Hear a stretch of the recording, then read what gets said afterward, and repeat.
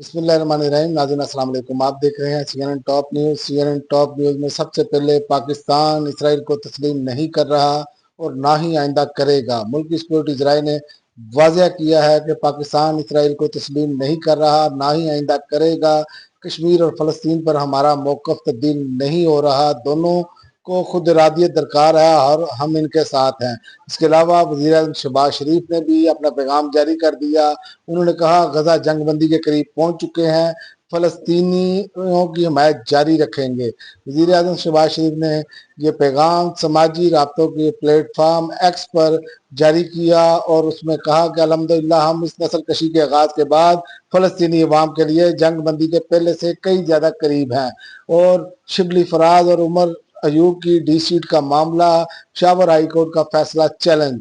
पाकिस्तान तहरीक इंसाफ के दोनों रहनुमाओं उमर अयूब और शिबली फराज ने कौमी असम्बली और सेनेट से डी सीट करने के मामले पर हुक्म तनाई खत्म करने के पेशावर हाई कोर्ट के फैसले को सुप्रीम कोर्ट में चैलेंज कर दिया।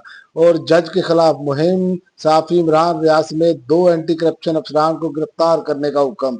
जज हमायूं दिलावर के खिलाफ सोशल मीडिया मुहिम के खिलाफ केस में director anti corruption Khyber Pakhtunkhwa Sadiq Anjum और बशीर एंटी करप्शन मुसद्दक अब्बासी और इमरान रियाज के वारंट गिरफ्तारी जारी कर दिए गए।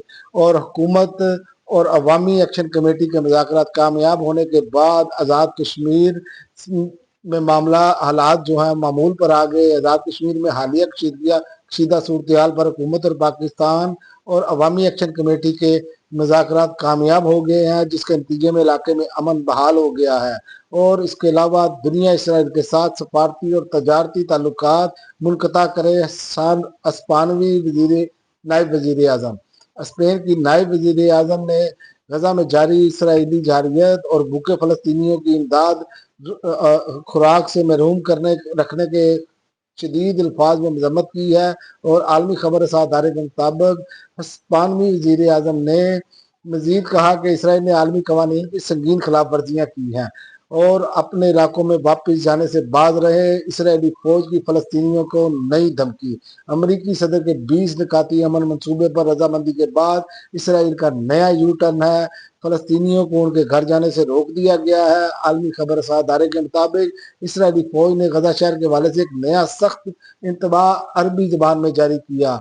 और इसके अलावा इटली में गजा में जो इसराइली जारियत के खिलाफ लाखों लोग सड़कों पर निकल आए। इटली की सबसे बड़ी मजदूर यूनियन CGIL के मुल्क में भर में एक रोजा आम हड़ताल और एहतजाजी मुजाहरों में तकरीबन 20 लाख अफराद ने हिस्सा लिया।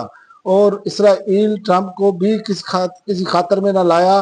गजा पर बमबारी का सिलसिला जारी रहा। मजीद चाहते कम अज कम 7 अफराद शहीद और दर्जन से जायद मौजूदा इसराइली हमले में जख्मी हो चुके हैं। और ट्रंप अमन मंसूबे पर हमास का जवाब। इसराइल ने गजा पर कब्जे का मंसूबा फौरी रोक दिया। इसराइल ने हमास के रद्द-ए-अमल के बाद ट्रंप अमन मंसूबे के पहले मरले पर फौरी अमल शुरू कर दिया। और इसराइली फौज के तर्जुमान की जानिब से जारी बयान के मुताबिक इसराइली फौज के चीफ ऑफ स्टाफ के ज़ेर सदारत हालिया पेशरफ्त की रोशनी में इजलास हुआ, जिसमें deputy chief of staff operations, intelligence, planning directorate के सरबराह समेत दीगर अफराद ने शिरकत की।